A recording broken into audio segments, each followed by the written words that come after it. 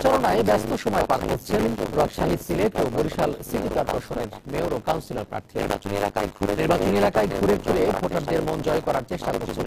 নগর জীবনের সুযোগ সুবিধা সহ দিচ্ছেন উন্নয়নের নানা প্রতিশ্রুতি। সকালে রাজশাহী সিটি কর্পোরেশন নির্বাচনকে কেন্দ্র করে নগরীর সাহেববাজার এলাকায় প্রচারণায় অংশ নেন বিএনপি প্রার্থী মোসাদ্দেক হোসেন ধানের শীষের পক্ষে ভোট চান। এদিকে নির্বাচনী পোস্টারে ছেয়ে গেছে বরিশাল নগরীর বিভিন্ন এলাকায়। মেয়র প্রার্থীদের পাশাপাশি প্রচারণায় মুখর কাউন্সিলর। এছাড়া সিলেটেও বইছে নির্বাচনী হাওয়া। জনসংযোগ সহ নানাভাবে ভোটারদের আকৃষ্ট করার চেষ্টা করছেন আওয়ামী লীগ ও বিএনপি প্রার্থীরা। তবে ভোটারদের প্রত্যাশা নির্বাচন সুষ্ঠু হলে যোগ্য প্রার্থীকেই নির্বাচিত করতে পারবেন তারা।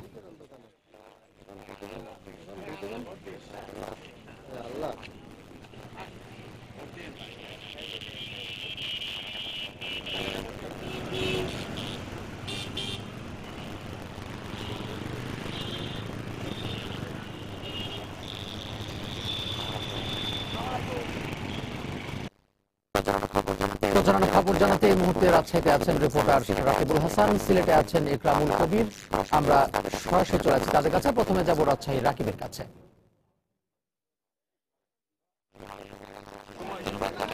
ধন্যবাদ তামিম।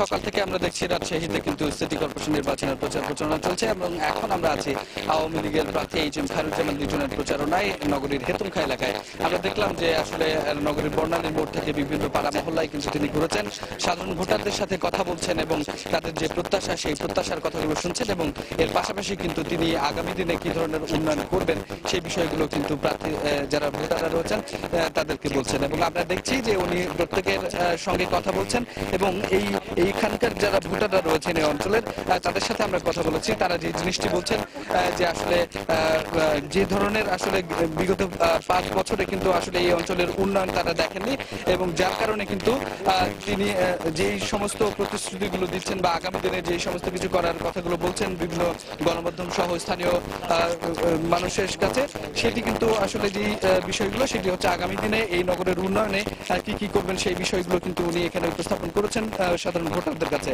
এবং আপনি জানেন রাজশাহী নগরীর 30টি ওয়ার্ডে কিন্তু 3,18,138 জন ভোটার এবং এর মধ্যে এই সাধারণ ভোটারদের যে চাহিদা সেই চাহিদা আগামী দিনে এই অঞ্চলে আসলে গ্যাস ভিত্তিক শিল্প স্থাপন এছাড়া নগরীর বিভিন্ন সুযোগ সুবিধা বৃদ্ধির পাশাপাশি যে বিষয়টিকে সব থেকে বেশি গুরুত্ব দিচ্ছে এই অঞ্চলের ভোটাররা সেটি হচ্ছে যে আসলে বেকারত্ব সমস্যা দূরীকরণ এবং একটি সুষ্ঠুভাবে একটি সিটি কর্পোরেশন পরিচালনা। তো সেক্ষেত্রে আমরা দেখছি আওয়ামী লীগের মেয়র প্রার্থী যিনি আছেন এইচ.এম. খায়রুজ্জামান লিটন তিনি কিন্তু বারবারই বলছেন যে আসলে বিগত 5 বছরে যে সমস্ত উন্নয়ন প্রকল্পগুলো ছিল সেগুলো আসলে তিনি যেগুলো করেছিলেন সেগুলো চলমান থাকেনি, সেই জিনিসগুলোর ধারাবাহিকতা যেন অব্যাহত থাকে সেটিরই কিন্তু তিনি বলছেন যে তিনি আবারও যদি জনগণ তাকে নির্বাচিত করেন তবে তিনি সেই দায়িত্বগুলো নেবেন এবং এখানে তিনি যে কথাগুলো বলছেন সেগুলো হচ্ছে যে আসলে তারা চাচ্ছেন যে নির্বাচন কমিশনের যে বিধি মোতাবেক সার্বিকভাবে কিন্তু তিনি এই নির্বাচনের সকল প্রচারণা করে যাবেন এবং এর পাশাপাশি আপনাকে বলে রাখি তামিম যে আসলে যে আওয়ামী লীগ মনোনীত যে প্রার্থী এইচ.এম. খায়রুজ্জামান লিটন তিনি কিন্তু সবসময় চেষ্টা করছেন যে আসলে নগরীর যে নাগরিকরা রয়েছেন ভোটাররা রয়েছেন তাদের যে প্রত্যাশা সেই প্রত্যাশা পূরণের জন্য কিন্তু তিনি এর ইতোমধ্যে কিন্তু 14 দফা যে ইস্তেহার রয়েছেন সেটি কিন্তু দিয়েছেন। তো এই ছিল আমার কাছে রাজশাহী থেকে সর্বশেষ। চলে যাব সিলেটে সহকর্মী ইকরামুল কবিরের কাছে। ধন্যবাদ রাকিব। সিলেটে অত্যন্ত উৎসবমুখর পরিবেশে সকাল থেকেই একটি পরিবেশ সৃষ্টি হয়েছে। সকালে মুষলধারে বৃষ্টি ছিল, তারপরই 10টার পর থেকে একেবারে ফুরফুরে মেজাজে বদরুদ্দিন আহমদ কামরান যিনি আওয়ামী লীগ মনোনীত প্রার্থী এবং উনি নৌকিয়া প্রতীক নিয়ে 11:30 থেকে প্রচারণা শুরু করেছেন বারুদখানা এলাকা থেকে। বারুদখানার পরে উনি যাবেন লালবাজার, বন্দরবাজার, জেল রোড, নয়া সড়ক এই এলাকাতেই প্রচারণা করবেন। অন্যদিকে প্রায় 12টা বাজার কিছু সময় আগে 12টার দিকে জাতীয়তাবাদী দল বিএনপি মনোনীত প্রার্থী আরিফুল হক চৌধুরী ওনার প্রচারণা শুরু করেছেন ওনার বাসা থেকে, কুমারপাড়াস্থ বাসা থেকে। এবং এই এলাকায় কুমারপাড়া হয়ে মানিকপীর রোড হয়ে উনি চলে যাবেন আদালত চত্বরে এবং আদালত পাড়ায় উনি আজকে তার প্রচারণা শেষ করবেন। আমরা জানি যে নগরীর একটা বড় অংশ আদালত পাড়াই থাকে এই সময়টিতে, বিশেষ করে আইনজীবী যারা আছেন, আইনজীবীর সহকারী যারা আছেন এবং যারা বিভিন্ন মামলা নিয়ে আদালত প্রাঙ্গণে আসে, সেই কারণে এই সময়টিতে একটি বড় ধরনের ভিড় থাকে এবং তিনি ওই জায়গাটিতে প্রচারণা চালাবেন। অন্যদিকে যে 5 জন মেয়র প্রার্থী আছেন তারাও বিভিন্ন জায়গায় তাদের প্রচারণা চালাচ্ছে। আমি এখন যেখানে আছি এটা হচ্ছে 2 নম্বর ওয়ার্ড দাঁড়িয়াপাড়া। এটা সিটি কর্পোরেশন এলাকার একটি গুরুত্বপূর্ণ এলাকা, প্রায় বলা যায় শহরের একেবারে কেন্দ্রস্থলের এই ওয়ার্ডটি। এবং এই ওয়ার্ডে আপনি দেখতে পাচ্ছেন যে বিপুল সংখ্যক প্রার্থী এই কাউন্সিলর পদে প্রতিদ্বন্দ্বিতা করছেন। এবং এইখানে আমরা যেটা দেখেছি যে সবাই যেটা চাচ্ছেন, আমরা ভোটারদের সাথে কথা বলেছি, ভোটাররা যেটা চাচ্ছেন, যারা যেভাবে প্রচার করেন না কেন তারা চাচ্ছেন যে 30শে জুলাই যেদিন নির্বাচন অনুষ্ঠিত হবে সেই নির্বাচনটি যেন একটি সুন্দর নির্বাচন হয়, একটি আইন শৃঙ্খলা পরিস্থিতিতে যারা নিয়োজিত থাকবেন তারা যেন একটি শান্তিপূর্ণ পরিবেশে যারা ভোটার আছে ভোটারদেরকে তারা কেন্দ্রে পৌঁছে দিতে পারেন এবং কেন্দ্রে গিয়ে যারা ভোটার আছে ভোটাররা যেন একটি আনন্দ ঘন পরিবেশে, উৎসবমুখর পরিবেশে এই দিনটি উদযাপন করতে পারেন। 30শে জুলাই যে ভোট অনুষ্ঠিত হবে সেই দিনটিকে আনন্দ ঘন পরিবেশে উদযাপন করতে চাচ্ছেন সব ভোটাররা, এমনটি বলছেন এই এলাকার ভোটাররা। এই ছিল সিলেটের সিটি কর্পোরেশন নির্বাচনের প্রচারণার সর্বশেষ খবর। এবার আমি চলে যাচ্ছি স্টুডিওতে তামিমের কাছে। সিটি কর্পোরেশন নির্বাচনী খবর জানাতে আমাদের সহকর্মীরা যুক্ত হয়েছিলেন সিলেট এবং তার আগে রাজশাহী থেকে। আমরা এখন চলে যাব বরিশালে, সেখানে আছেন সহকর্মী ফেরদাউস সোহাগ। সোহাগ, সকাল থেকে নির্বাচনের প্রচারণার খবর কেমন দেখছেন আপনি? ধন্যবাদ তামিম আপনাকে। আমি রয়েছি এই মুহূর্তে বরিশাল নগরীর সদর রোডের সার্কিট হাউস এলাকায়। এখানে বর্তমানে এই মুহূর্তে কিন্তু নির্বাচন কমিশনার মাহবুব তালুকদার তিনি রয়েছেন এবং তিনি আইন শৃঙ্খলা রক্ষাকারী বাহিনী সহ নির্বাচন কর্মকর্তা সহ যারা সংশ্লিষ্ট রয়েছেন তাদের সাথে বৈঠক করেছেন। কিছুক্ষণ আগে তিনি মিডিয়া কর্মীদের উদ্দেশ্যে বক্তব্য রাখছিলেন। তিনি যেটি বলেছেন সেটি হচ্ছে এরকমের যে কোনো মূল্যে একটি স্বচ্ছ এবং সুন্দর নির্বাচন করার জন্য তিনি নির্দেশ দিয়েছেন আইন শৃঙ্খলা রক্ষাকারী বাহিনীর প্রতি। এক কথায় বলতে গেলে জিরো টলারেন্স নীতি অনুসরণ করার জন্য তার নির্দেশনা রয়েছে। এছাড়া আরেকটা জিনিস জানিয়ে রাখি যে নির্বাচন কমিশন এবং আইন শৃঙ্খলা রক্ষাকারী বাহিনী কিন্তু যৌথভাবে চেষ্টা করছে বরিশালে একটি সুন্দর এবং সুষ্ঠু নির্বাচন উপহার দেওয়ার জন্য। এর আগে আমরা কিছুক্ষণ আগে গণসংযোগে অংশগ্রহণ করেছিলাম। বিএনপির আওয়ামী লীগের যিনি প্রার্থী রয়েছেন সেরনিয়াবাদ সাদেক আব্দুল্লাহ, তিনি নগরীর আদালত চত্বর এলাকায় কিছুক্ষণ আগে গণসংযোগ করেছেন। ওই জায়গাটি থেকে তিনি গণসংযোগ শুরু করেন। এছাড়া আমরা যেটা জানতে পেরেছি যে বিএনপির প্রার্থী অ্যাডভোকেট মুজিবুর রহমান সরোয়ার তিনি নগরীর গড়িয়ারপাড় এলাকা থেকে গণসংযোগ শুরু করেছেন এবং তিনি এখনো গণসংযোগের রত রয়েছেন। এছাড়া জাতীয় পার্টির প্রার্থী সহ অন্যান্য যারা কাউন্সিলর প্রার্থী রয়েছেন তারা কিন্তু সকাল থেকেই গণসংযোগ শুরু করেছেন এবং গভীর রাত অবধি এদের গণসংযোগ চলবে। দুপুর 2টা থেকে শুরু হয় মাইকিং প্রচারণার অনুষঙ্গ এবং এটা চলে রাত 8টা পর্যন্ত। এছাড়া আমরা বেশ কিছু উঠান বৈঠকও প্রতিদিন অনুষ্ঠিত হতে দেখি। প্রতিদিনের এই কার্যক্রমে অংশগ্রহণ করেন প্রার্থীদের পক্ষ থেকে কিন্তু বিভিন্ন রকমের মানে অভিযোগও করা হয়। তো এই ছিল বরিশালের নির্বাচনের সর্বশেষ তথ্য। তামিম। বরিশালে থেকে আমাদের সাথে যুক্ত হয়েছিলেন সহকর্মী ফেরদাউস সোহাগ, জানাচ্ছিলেন সিটি কর্পোরেশন নির্বাচনের প্রচারণার খবর। প্রধানমন্ত্রী শেখ হাসিনার সভাপতিত্বে মন্ত্রিসভার বৈঠক চলছে। সকাল 10টায় প্রধানমন্ত্রী কার্যালয়ে বৈঠক শুরু হয়। এতে উপস্থিত আছেন অর্থমন্ত্রী আবুল মাল আব্দুল মুহিত, শিল্পমন্ত্রী আমির হোসেন আবু, বাণিজ্যমন্ত্রী তোফেল আহমেদ, স্বাস্থ্যমন্ত্রী মোহাম্মদ নাসিম সহ মন্ত্রিপরিষদের অন্যান্য সদস্যরা। বৈঠক শেষে দুপুরে সচিবালয়ে মন্ত্রিপরিষদ সচিব মোহাম্মদ শফিউল আলমের সাংবাদিকদের ব্রিফিং করার কথা রয়েছে।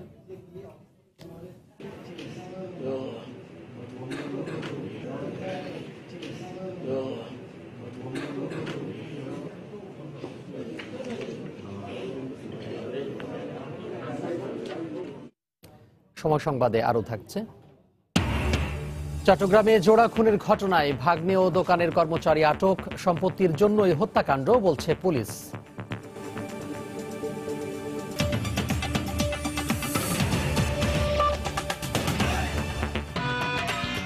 ভিগো কেবল কেসিং, ঘরকে একই সাথে দিন beautiful looks and total safety. ঢাকার রাস্তায় বাড়ছে নিবন্ধনহীন যান্ত্রিক ও অযান্ত্রিক রিকশা। বিশেষজ্ঞরা বলছেন উল্টো রাস্তায় চলা সহ ট্রাফিক আইন না মানার কারণে রাজধানী সড়কে বাড়ছে দুর্ঘটনার আশঙ্কা। নিয়ন্ত্রণে অপারগতা স্বীকার করে সংশ্লিষ্ট কর্তৃপক্ষ বলছে আইনের সীমাবদ্ধতা ও লোকবল সংকটের কারণে ব্যবস্থা নেওয়া যাচ্ছে না। খলিল রহমানের ক্যামেরায় আরো জানাচ্ছেন আজহার লিমন। রাজধানীর পান্থপথ। নগরীর যে সড়কগুলোতে একসময় রিকশা চলাচল নিষিদ্ধ ছিল, এ সড়ক তার মধ্যে একটি। কিন্তু রিকশার দৌরাত্মে এমরের বিশৃঙ্খলা চিত্র নিত্যদিনের। শুধু পান্থপথ নয়, 3 চাকার এ বাহনের এমন ঝুঁকিপূর্ণ দৃশ্যের দেখা যায় পুরো শহরের সর্বত্র। কখনো উল্টো পথে, কখনো বড় বড় যানবাহনের পাশ কাটিয়ে এক ধরনের একরক্ষা চলাচল নগরীর প্রধান সড়ক থেকে অলিতে গলিতে। তবে যান্ত্রিক রিকশার গতি পিলে চমকে দেবে যে কাউকেই। রোড ক্রস করার সময় তো একদিকেই তাকিয়ে থাকি, মানে গাড়ি যখন আসে তার মধ্যেও দেখা যায় এদিক থেকে আবার রিকশা আসে। সিস্টেমই উল্টা, এটা তো কেউ মানে না। এটা রিকশা বলেন, প্রাইভেট বলেন আর হুন্ডা বলেন। কিন্তু যারা চড়ছেন কিংবা চালাচ্ছেন তারা কি বলছেন? আমরা জানি এটা রং, কিন্তু আমি বলতেছি যে আমাদের ক্লাসে দেরি হচ্ছে, সো আপনার এই ব্যাপারটা বোঝা উচিত। মামা আপনি যাবেন? এখানে কাছে যাবো এই বিল্ডিং এর পিছনে, এটা কিভাবে যাবে? উল্টো পথে আপনি উল্টা মনে করলে তো হবে না, আমার তো সোজা পথ। একটা টুকিন আছে, টুকিনের মাধ্যমে মনে করতে চলতেছে। টুকিনটা আপনার এই পুলিশের লোকেরা। ঢাকা শহরে নিবন্ধন আছে 80,000-এর মতো রিকশার, কিন্তু বিভিন্ন সংস্থা বলছে বাস্তবে শহরে চলাচল করে 10 লাখেরও বেশি রিকশা। এসব রিকশা কতটা আইন মেনে চলছে কিংবা নগরীর সার্বিক পরিবহন ব্যবস্থায় কতটা প্রতিবন্ধকতা সৃষ্টি করছে, সেদিকে কি কারো নজর আছে? রিকশার কিন্তু ড্রাইভারদের ড্রাইভিং লাইসেন্স নাই, অনেকের অভিজ্ঞতাও ইভেন নাই। কাজে এই ধরনের একটা গাড়িকে যখন আপনি মূল রোডে ব্যাপক সংখ্যায় অ্যালাউ করবেন, সে কিন্তু এরকমই করবে। অপারেটর রিকশার না, অপারেটর হলো আমরা ট্রান্সপোর্ট অথরিটি যারা এটাকে চলতে দিয়েছে। অযান্ত্রিক যান হওয়া এই বাহনের বৃদ্ধি নিয়ন্ত্রণ কিংবা নিবন্ধনের দায়িত্ব 2 সিটি কর্পোরেশনের। অপরদিকে সড়কের ব্যবস্থাপনার দায়িত্ব ট্রাফিক বিভাগের। কিন্তু তারা বলছেন নানা সীমাবদ্ধতার কারণে তারা নিরুপায়। ট্রাফিক পুলিশ চেষ্টা করে, যখন শত শত হাজার হাজার রিকশা চলে আসে তখন অনেক সময় ইচ্ছা করলেও এটা নিয়ন্ত্রণ করা কঠিন হয়ে পড়ে। ঢাকা শহরে যেহেতু ক্রমবর্ধমান হারে এটা বেড়ে যাচ্ছে, সেই কারণে আপনার এই লাইসেন্সটি আর এখন দেওয়া হচ্ছে না। মোটরযান না বা মোটরযান আইনের ভিতরেও পড়ে না, তাদের ব্যবস্থা নেওয়ার ক্ষেত্রে ওই ধরনের আইনগত সুযোগ সুবিধা নাই। ট্রাফিক ব্যবস্থাপনার দায়িত্বটি যেহেতু পুলিশের হাতে, সুতরাং রিকশা কোথায় যদি নিষিদ্ধ থাকে সেখানে ঢুকে সুতরাং তার বিরুদ্ধে ব্যবস্থা নিতে পারে। তবে সমন্বিত উদ্যোগের মাধ্যমে রিকশা নিয়ন্ত্রণে শীঘ্রই কাজ শুরু করা হবে বলে জানিয়েছে সংশ্লিষ্ট সংস্থাগুলো। আজহার লিমন, সময় সংবাদ, ঢাকা। পানামা পেপারস কেলেঙ্কারিতে নাম থাকা বাংলাদেশের একজনকে বিদেশে অর্থ পাচারের অভিযোগের বিষয়ে জানতে জিজ্ঞাসাবাদ করছে দুর্নীতি দমন কমিশন। সকাল 9টার পরপরই দুদক কার্যালয়ে আসেন কেলেঙ্কারিতে নাম থাকা ইউনাইটেড গ্রুপের চেয়ারম্যান হাসান মাহমুদ। রাজধানীর সেগুনবাগিচায় দুর্নীতি দমন কমিশন কার্যালয়ে দুদকের একটি তদন্ত দল তাকে জিজ্ঞাসাবাদ করছে। আজ আরও 3 জনকে জিজ্ঞাসাবাদ করার কথা রয়েছে। তারা হলেন মাল্টি ট্রেড মার্কেটিং এর পরিচালক খন্দকার মইনুল আহসান, আহমেদ ইসমাইল হোসেন ও আখতার মাহমুদ। গত 30শে জুন পানামা ও প্যারাডাইস পেপারস কেলেঙ্কারিতে নাম আসা 7 জনের অবৈধ সম্পদের বিষয়ে অনুসন্ধান করতে নির্দেশ দেন দুদক চেয়ারম্যান। এই মুহূর্তে দুদক কার্যালয়ের সামনে আছেন রিপোর্টার শফিক মাহমুদ। বিস্তারিত জানতে সরাসরি চলে যাচ্ছি তার কাছে। শফিক, সবশেষ তথ্য কি আছে আপনার কাছে জিজ্ঞাসাবাদের বিষয়ে? তামিম, আমি এই মুহূর্তে দাঁড়িয়ে আছি দুদক কার্যালয়ে এবং আপনি জানেন যে বাংলাদেশের বেশ কয়েকজন ব্যবসায়ী এবং একটি প্রতিষ্ঠানের বিরুদ্ধে কিন্তু আর্থিক কিছু অনিয়মের অভিযোগে পানামা পেপারস এবং প্যারাডাইস পেপারসে কিন্তু তাদের বিরুদ্ধে তথ্য বেরিয়েছিল এবং সেটিও বেরিয়েছিল আজ থেকে 2 বছর আগে 2016 সালে। এবং সেই তথ্যের ভিত্তিতে কিন্তু 34 জন বাংলাদেশি ব্যক্তি, বিশিষ্ট ব্যবসায়ী, রাজনীতিক এবং আরও বেশ কয়েকজন স্বনামধন্য ব্যক্তি এবং একটি প্রতিষ্ঠান রয়েছে এবং তাদের বিরুদ্ধে অভিযোগ ছিল যে তাদের কাছে প্রচুর পরিমাণ সম্পদ গচ্ছিত রয়েছে, জ্ঞাত আয় বহির্ভূত সম্পদ, এবং পাশাপাশি সরকারের রাজস্ব ফাঁকিও দেওয়া হয়েছে। তাদের বিরুদ্ধে এই ধরনের অভিযোগ ছিল। পানামা পেপারসে এই তথ্য প্রকাশ পেয়েছিল এবং তারই পরিপ্রেক্ষিতে কিন্তু আজকে ইউনাইটেড গ্রুপের যে চেয়ারম্যান হাসান মাহমুদ, তাকে কিন্তু জিজ্ঞাসাবাদ করা হচ্ছে। সকাল 9টায় তাকে জিজ্ঞাসাবাদ শুরু করা হয়েছে।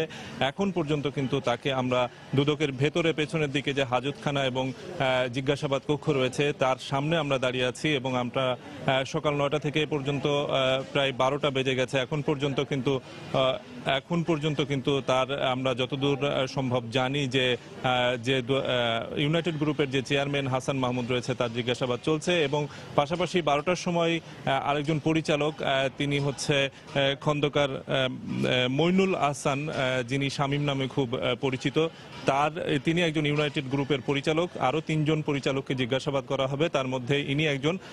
তাকে কিন্তু জিজ্ঞাসাবাদ করা হবে। তিনি ইতিমধ্যেই দুদক কার্যালয়ে চলে এসেছে এবং আমরা যতদূর সম্ভব জানতে পেরেছি যে একজন একজন করে তাদেরকে জিজ্ঞাসাবাদ করা হবে এবং সকালে যেহেতু চেয়ারম্যানের জিজ্ঞাসাবাদ এখনো শেষ হয় নাই, সেই জিজ্ঞাসাবাদ এখনো চলছে এবং চেয়ারম্যানের জিজ্ঞাসাবাদ শেষ হলে পরেই কিন্তু আমরা জানতে পেরেছি এই পরিচালকের জিজ্ঞাসাবাদও হবে।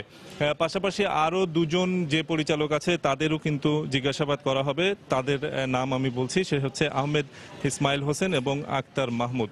এছাড়াও পানামা পেপারসের পাশাপাশি কিন্তু আরও প্যারাডাইস পেপারসেও আরও 3 জনের নাম, একজন বিদেশি সহ 3 জনের নাম এসেছে। তাদেরকেও আগামীকাল জিজ্ঞাসাবাদ করা হবে বলে আমরা মোটামুটি দুদক সূত্রে জানতে পেরেছি। তো তামিম, এই ছিল দুদক কার্যালয় থেকে এখন পর্যন্ত আমার কাছে সব শেষ। পানামা পেপারস কেলেঙ্কারিতে নাম থাকা বাংলাদেশিদের দুদক কার্যালয়ে জিজ্ঞাসাবাদ করা হচ্ছে, আর সেই খবর জানাতে সেখান থেকে যুক্ত হয়েছিলেন সহকর্মী শফিক মোহাম্মদ। হজযাত্রার তৃতীয় দিনেও নির্বিঘ্নে সৌদি আরবের উদ্দেশ্যে ঢাকা ছাড়ছেন হজযাত্রীরা। রাত 12:25 419 জন যাত্রী নিয়ে বাংলাদেশ বিমানের আজকের প্রথম ফ্লাইট ছেড়ে যায়। তবে একটি ফ্লাইট 25 মিনিট বিলম্বে ছেড়ে গেলেও যাত্রীদের কোনো ভোগান্তি হয়নি বলে জানায় বাংলাদেশ বিমান কর্তৃপক্ষ। আজ সারাদিন বাংলাদেশ বিমানের 9টি ও সৌদি এয়ারলাইন্সের 10টি সহ মোট 19টি ফ্লাইট সৌদি আরবের উদ্দেশ্যে ঢাকা ছাড়ার কথা রয়েছে।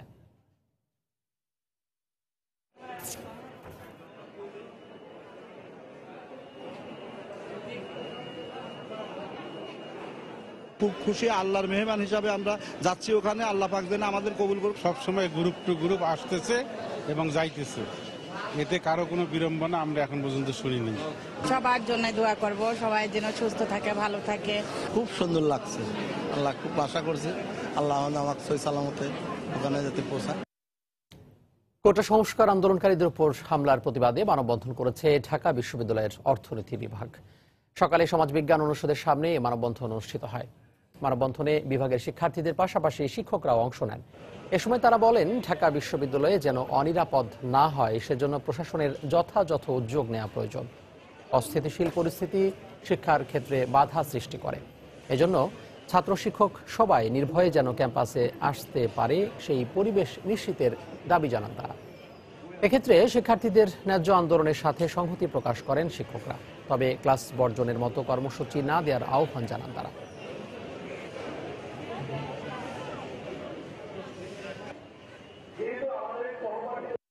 পরিচয় জানার পরও যে আমাদের গায়ে হাত তুলে আমরা কিভাবে একটা ক্যাম্পাসে নিরাপদভাবে আসার সামর্থ্য কিভাবে সেই কথাটা ভাবতে পারি। আজকে যদি এটার বিচার না হয় তাহলে আমার মনে হয় না যে অন্য কেউ কখনো এই ক্যাম্পাসে মন থেকে এসে পড়ালেখা করতে পারবে। ওরা তো আমাদেরকে মারছে, অপরাধ করছে। এখন যে উদ্দেশ্য প্রণোদিত হবে যে আমাদের বিরুদ্ধে মিথ্যাচার করে আমাদের সম্মান হানি করার চেষ্টা করছে, এটা প্রকাশ্য মানহানি। বিশ্ববিদ্যালয় হচ্ছে সর্বোচ্চ জ্ঞানের একটা কেন্দ্র। সেখানে কোনো ধরনের অপ্রীতিকর অবস্থা, কোনো ধরনের নিরাপত্তাহীনতা আসলে আমাদের শিক্ষাদানে বড় ধরনের বাধা দেয়। আমাদের আন্দোলন সমর্থন আছে, তবে ক্লাসে সবাইকে ফিরে আসার জন্য আমি আহ্বান জানাচ্ছি। সময় সংবাদে আরও থাকছে, টি-20 বিশ্বকাপ বাছাই পর্বে চ্যাম্পিয়ন হয়ে দেশে ফিরেছে বাংলাদেশ নারী ক্রিকেট দল। বিমানবন্দরে উষ্ণ অভ্যর্থনা, মূল পর্বেও ভালো করার প্রত্যয় সালমান।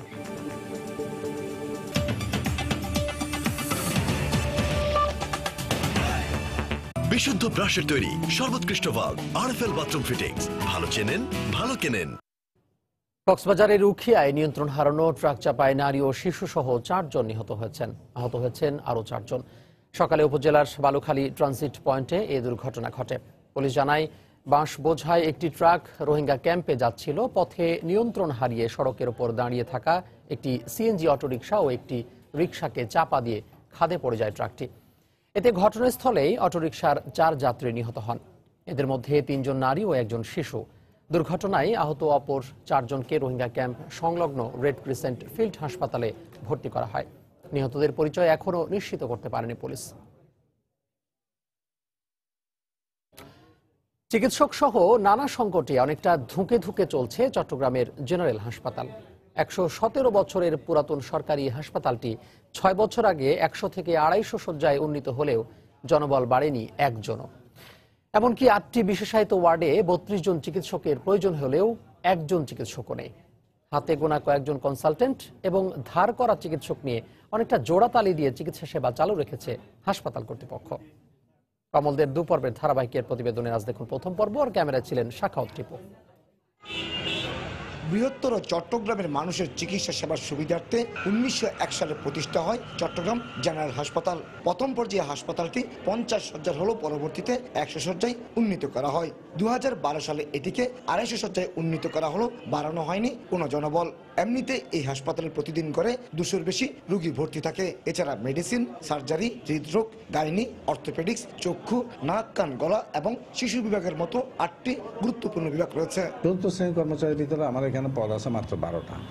সেখানে আমাদের এই এত বড় হসপিটাল আউটডোর ইনডোর সবকিছু চালাতে আমার মোটামুটি প্রায় 50 জনের মতো প্রয়োজন। আন্দোলন সংগ্রাম করার পরও কিন্তু আমরা ডাক্তার সংকটের এখনো আমরা ভুগছি। বর্তমান সরকার যদি ডাক্তার দিয়ে যদি একটু সহযোগিতা করত, তাহলে আমরা এটা একটা আধুনিক হাসপাতাল হিসেবে গড়ে উঠতে বলে আমি মনে করি। ওয়ার্ড ছাড়াও প্রতিদিন সকাল থেকে দুপুর পর্যন্ত অন্তত 1200 রোগী আউটডোরে চিকিৎসা নিতে আসেন। পর্যাপ্ত চিকিৎসক না থাকায় রোগীদের যেমন ভোগান্তিতে পড়তে হয়, তেমনি রোগীর চাপ সামাল দিতে হিমশিম খেতে হচ্ছে নার্সদেরও। পরে 2 ঘন্টা হয়েছে সিএ নাম্বার নিতে, এখন নাম্বার নিয়ে তারপরে এখানে আসলাম। সিস্টারদের পরিমাণটা একটু যদি বেড়ে যায়, ডক্টরের পরিমাণটা বেড়ে যায়, 4th ক্লাসের যদি একটু বেড়ে যায়, তাহলে আমরা আরো একটু ভালোভাবে সেবাটা দিতে পারবো। মূলত হাতে গোনা কয়েকজন কনসালটেন্ট দিয়েই হাসপাতালের চিকিৎসা সেবা চালু রাখা হয়েছে।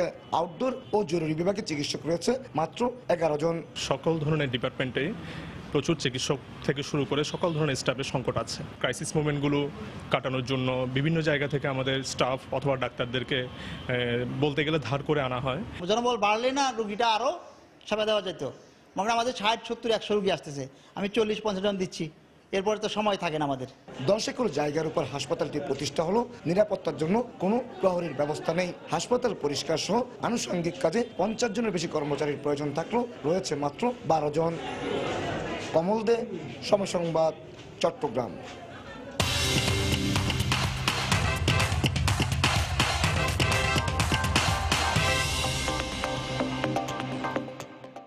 ফরাসি ফুটবলের বিপ্লবে থেমে গেল ক্রোয়েশিয়ার স্বপ্নযাত্রা। তাদের বিধ্বস্ত করে 2 দশক পরে দ্বিতীয়বারের মতো বিশ্ব চ্যাম্পিয়ন এখন ফ্রান্স। মস্কোর স্বপ্নিল ফাইনালে ক্রোয়াটদের 4-2 গোলে হারিয়ে বিজয় উল্লাসে মাতে এমবাপ্পে, পগবারা। রাশিয়ার মস্কো থেকে এস এম ইকবালের রিপোর্ট, ক্যামেরা ছিলেন সেলিম আহমেদ। চট্টগ্রামে জোড়াখোরের ঘটনায় নিহত মেহেরুন্নেসার ভাগ্নে সহ 2 জনকে আটক করেছে পুলিশ। গতকাল রাতে আমবাগান এলাকা থেকে তাদের আটক করা হয়। পুলিশ জানায় নিহত মনোয়ারা বেগমের ছেলে ও মেহেরুন্নেসার ভাই মোস্তাফিজুর রহমান বাদী হয়ে অজ্ঞাত কয়েকজনকে আসামি করে খুলশী থানায় মামলা করেন। পরে ঘটনাস্থল থেকে নিহত মেহেরুন্নেসার বোনের ছেলে মুশফিকুর রহমান ও তার দোকানের কর্মচারী ইমনকে আটক করে পুলিশ। জমিসহ 4তলা ভবনটি দখল নেয়ার জন্য নানি ও খালাকে পরিকল্পিতভাবে হত্যা করা হয়েছে বলে ধারণা করছে পুলিশ। গতকাল আমবাগানে নিজ বাড়ির পানির ট্যাঙ্ক থেকে মা সহ ষাটোর্ধ্ব মেয়ের লাশ উদ্ধার করে পুলিশ।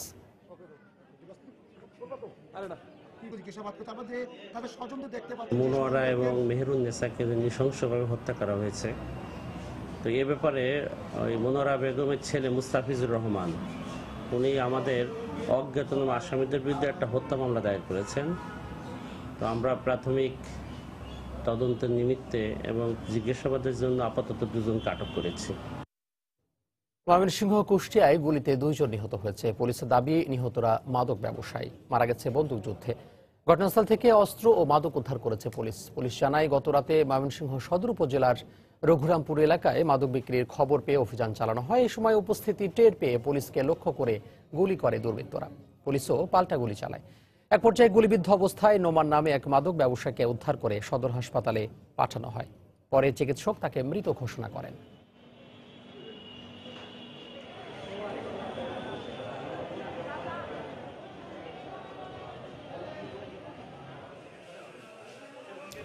কুষ্টিয়া শহরের হরিপুর সেতু এলাকায় মাদকের বেচাকেনা হচ্ছে এমন খবরে সেখানে অভিযান চালায় পুলিশ। উপস্থিতি টের পেয়ে পুলিশকে লক্ষ্য করে গুলি ছোঁড়ে মাদক ব্যবসায়ীরা। এ সময় পুলিশও পাল্টা গুলি ছুঁড়লে শহর আলী নামে এক মাদক ব্যবসায়ী নিহত হয়।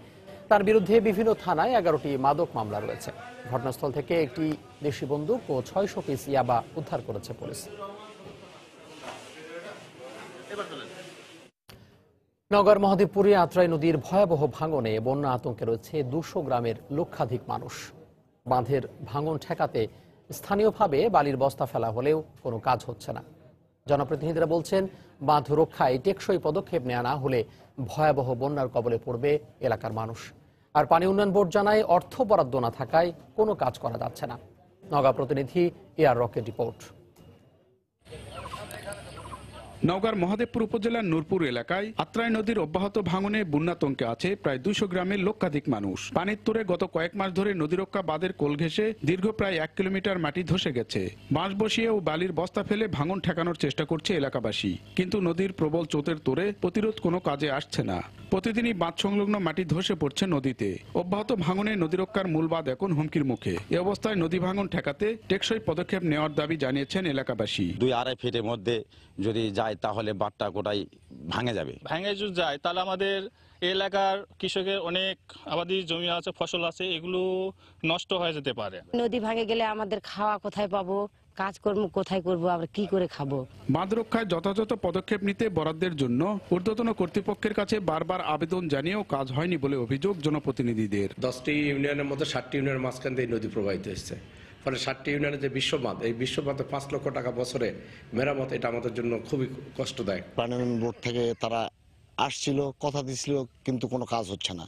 তো যখন প্রায় শেষ প্রান্তে চলে আসছে, বাঁধের কাছাকাছি, তখন বাধ্য হয়ে আমরা যেহেতু জনপ্রতিনিধি, এখন আমাদেরকে জনস্বার্থে এই কাজগুলো করতে হয়। স্থানীয় প্রশাসন ও পানি উন্নয়ন বোর্ডের কর্মকর্তারা বলছেন, আত্রাই নদীর বাঁধ রক্ষা ও টেকসই পদক্ষেপ গ্রহণের জন্য সংশ্লিষ্ট মন্ত্রণালয়ে বরাদ্দের চাহিদাপত্র দেওয়া হয়েছে। যেহেতু ভাঙনটা স্থানীয় পর্যায়ে রক্ষা করা সম্ভব না, আমরা পানি উন্নয়ন বোর্ডের এক্সিডেন্ট মহোদয়কে দেখিয়েছি এবং অনুরোধ করেছি যত দ্রুত সম্ভব এটা সংস্কার করার জন্য, এবং এটা জেলা প্রশাসক স্যারের মাধ্যমে অলরেডি মন্ত্রণালয়কে অবহিত করা হয়েছে। পরবর্তী কার্যক্রম বলতে ওখানে যে জিও ব্যাগ আমরা ফেলবো 175 কেজি, সেটার বিষয়ে আমরা আমাদের হায়ার অফিসারের সাথে কথা বলে এটা আমরা এই ধরনের একটা নির্দেশনা পেয়েছি। পানি উন্নয়ন বোর্ডের তথ্য মতে নওগাঁর আত্রাই নদীর ঝুঁকিপূর্ণ 25 কিলোমিটার দীর্ঘ বাঁধ নির্মাণে 166 কোটি টাকার একটি প্রকল্প অনুমোদনের অপেক্ষায় রয়েছে। এমআর রকি, সময় সংবাদ, নওগাঁ। এ পর্যায়ে শীর্ষ সংবাদগুলো জানিয়ে দিচ্ছি আরো একবার। 3 নগরীতে সকাল থেকে নির্বাচনের মাঠে প্রার্থীরা, প্রচারণায় আছেন সমর্থকরাও। ভোটারদের মন জয়ে নানা কৌশল।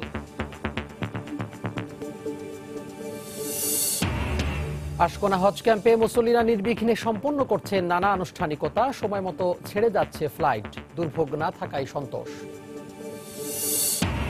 পানামা ও প্যারাডাইস পেপারস কেলেঙ্কারিতে নাম আসা ইউনাইটেড গ্রুপের চেয়ারম্যানকে দুদকে জিজ্ঞাসাবাদ, ডাকা হয়েছে আরও 4 জনকেও।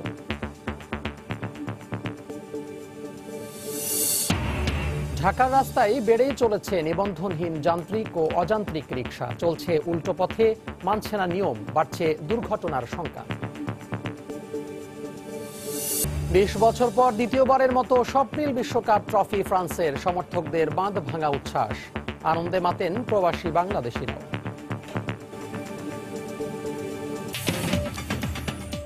এই ছিল এখনকার মতো। যে কোনো খবর পেতে ভিজিট করুন সময়নিউজ.tv। যে কোনো বাংলা লিংক ও রবীন্দ্র থেকে সময় সংবাদের খবর, অনুষ্ঠান সম্পর্কে জানতে এবং যে কোনো তথ্য সময় সংবাদকে জানাতে ডায়াল করুন 16242 নম্বরে।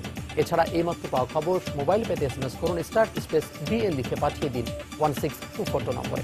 আর সঙ্গে থাকুন সময়।